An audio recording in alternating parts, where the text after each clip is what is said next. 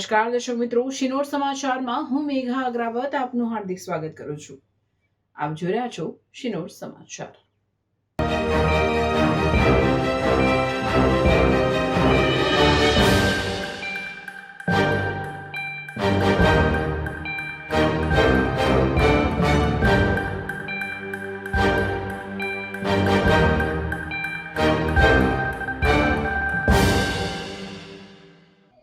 ખાણ ખનિજ વિભાગ અને કરજણ એસડીએમએ ખનિજ માફિયા સામે લાલાખ કરી.